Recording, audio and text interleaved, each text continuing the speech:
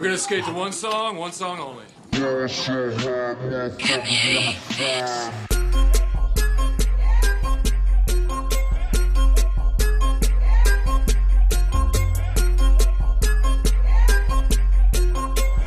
Couch with Joe. I'm Q, you know me. This week we're gonna get into some lively topics. Of course, we got the Pac-12 roundup. You see it. That's Utes. Yep, they're there. We played against BYU. I know everybody saw it. Instant classic. Why? Just because of the last 15 seconds of the game. That's why it was an instant classic. The offense didn't do well on both teams. The defenses were stout. I think both defenses, honestly, are top 15 defenses. I mean, I don't know if BYU's going to see anybody better. I don't know if we're going to see anybody better. I mean, because when you look down the line, yeah, SC has a defense, but they're thin. And we'll get more into about SC in a minute, but what's your takes on the game? My takes on the game is definitely both defenses are just dragging their offenses along. Special teams was excellent. But it's all about who made the less mistakes. And in this case, it was Tyler Hayes. He came out and he did a hell of a job for just, getting 1 week of being the guy. And he came out and did what he had to do to win. Yeah. Defense, very proud of y'all. You went out there, did your thing. You shut them down, in my opinion, pretty much the whole game, and the refs kind of bailed them out in some situations. We definitely should have had that early safety. I don't feel somebody should be bailed out because he brought defenseless in the end zone, and we accidentally nicked their front face mask. But it could have been a 20-point blowout. But they made it a little bit more interesting. I mean, we had our safety peeking there in the backfield for no damn reason. You need to stay focused, son. You know what I'm saying? You got to stay focused, or we're going to fool around and lose a game like that. The one thing I want to get into is not only did our defense look better, but we get one of our star players back in Bleck. He's going to come back. He's going to come back with his hair on fire. He's been practicing hard all week is what I've been hearing. I keep my ear to the bat phone. We call it the U phone. It's red. And so I expect big things from the defense to only get better when you got a guy up front like Star Lutulele. It's just straight up beast. It doesn't matter what you did. The guy was down the line. He was holding his spot against the center, shifting that late. Okay. And so, I liked what I really saw. And shout out to the defense coordinator. You know what I'm saying? It was just a good call. But that's what the game is about. It's the holy war for a reason. You know what I'm saying? It's the blue blood. It's the red blue war, and that's how it goes. So, you know what? Next week we got Arizona State. Oof. All right. BYU, they heading to Boise, so you can't keep your heads down for long. All right. And then I want to touch on also Utah State. They didn't finish again. Did not finish. Didn't finish last year against Auburn. All you got to do is finish. You had them. You was about to be BCS Busters. I was looking at your schedule. Well, that's about it. I don't know about being BCS Busters, but you were going to be in the top 25. I mean, you beat a Pac-10 team, a Pac-12 team, excuse me, and then the next week you beat a Big Ten team. The back-to-back Rose Bowl champions in Wisconsin. You had the game wrapped up. We just need to finish. The thing that should be on the message board, how many minutes is in the game? 60? 60 minutes. 60. Gotta finish. Play 60 minutes. And amazing the things that you guys can become. You guys. That's exactly what happened with Auburn last year. They had Auburn dead to rights last year. Blew it. Wisconsin blew it.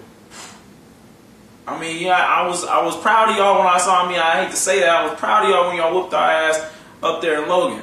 But you just blew it. You blew it. I mean, that game means nothing now because you couldn't follow it up with another strong, dominant performance, and you had it.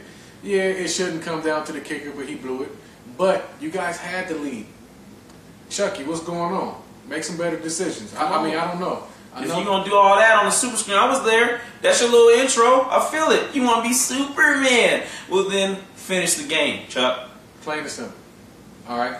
So Utah's going down to Arizona State this week. Arizona State, y'all played a tough game in Missouri. That was a hostile environment for you all to go into.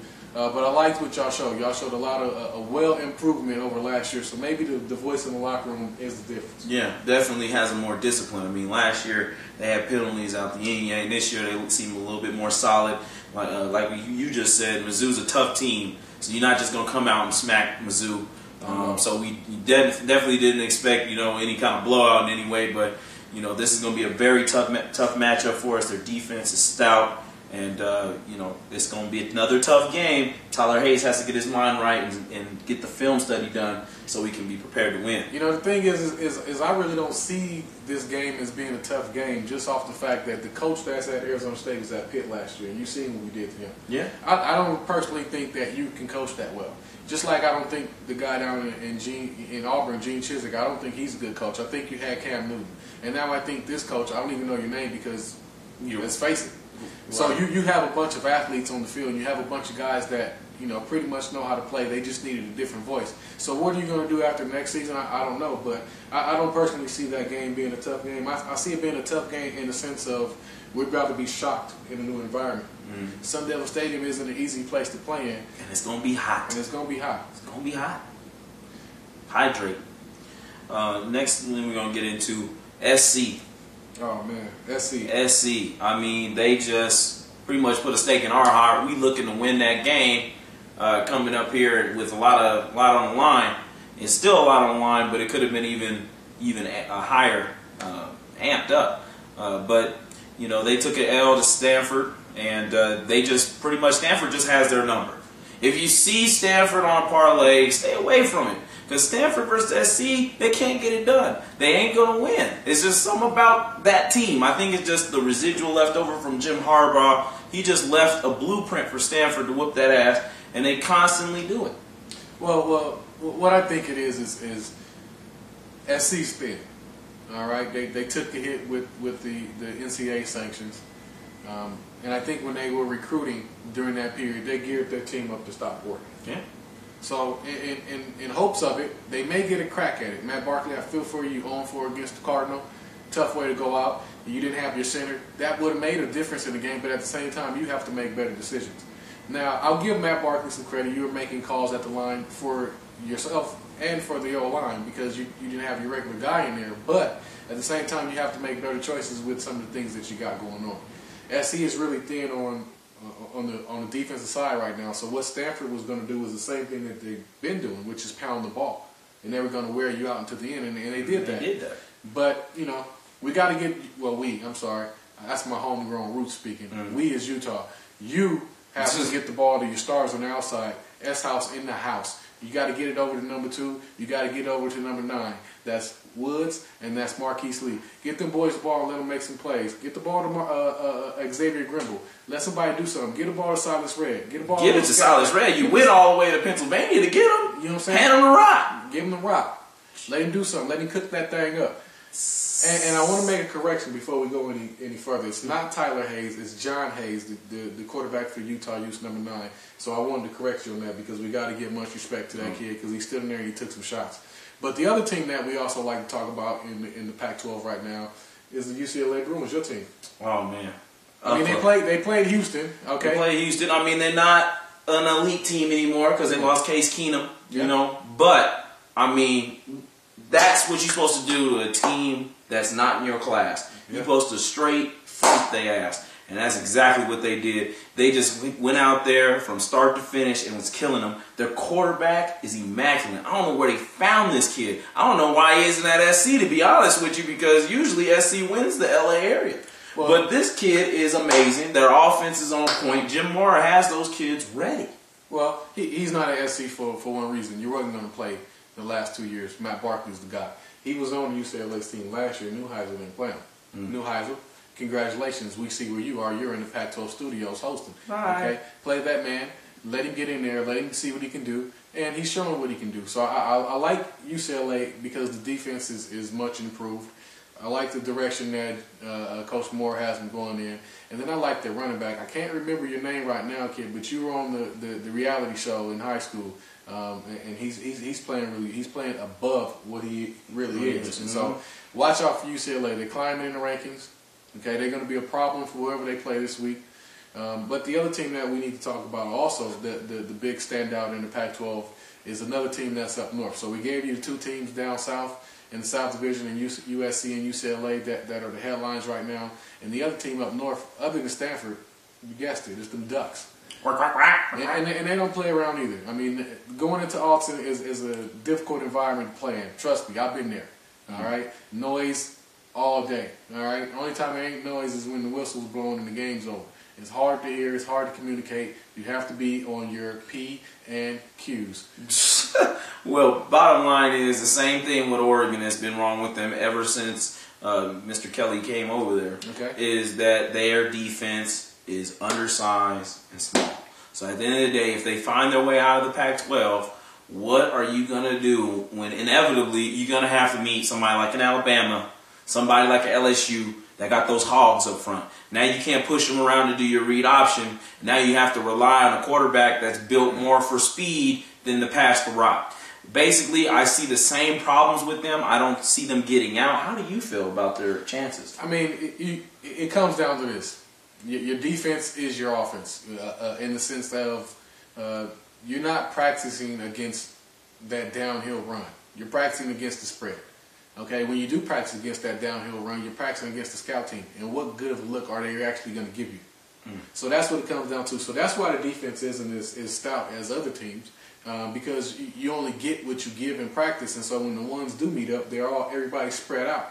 And then when you do have that opportunity to go against, those plays that the run teams are giving you, you dominate your scout team because they don't want to be there. Yep. I trust me, I was a scout team. I didn't want to be there. It was la-di-da. Throw me the ball, okay, whatever. So that's what happens to the teams like that. It's hard for them to make those game time adjustments as far as the speed and the intensity of the game that are not doing so well. Jesus. The bum list. The bum list. God dang. Colorado. You didn't watch the tape, did you? You didn't watch the tape. I know I uploaded the tape to y'all. I know I did. It was on the Twitter. Yeah. You didn't watch it. Clearly, because you got your ass kicked. We damn near want to kick you out of the Pac-12. You are so disrespectful. Mistake. Oh my God. If it wasn't for the video, the money in the Rocky Mountain area, your ass would be grass. I'd rather have Colorado State than you.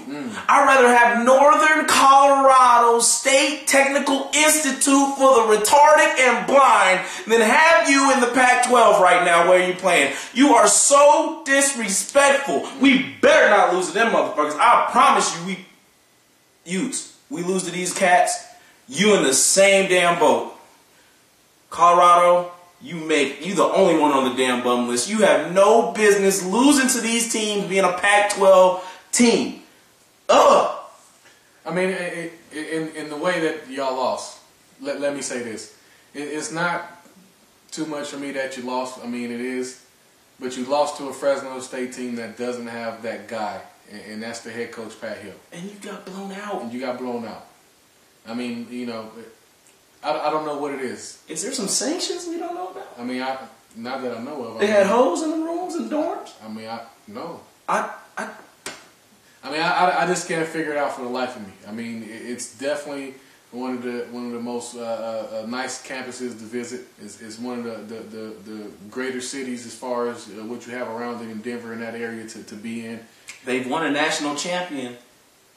I mean, in my recent memory. Yeah, that was back in '90. But I mean, things change. But it's surprising that it's changed this much. I mean, I don't know who you guys are. I mean, I know the Buffalo's running out with you before the games and whatnot. He needs to play. Because y'all don't. I don't know what's going on, Coach Embry. Holler at me, man. Coach Embry, get your resume ready. Yeah. Because your ass is out of there.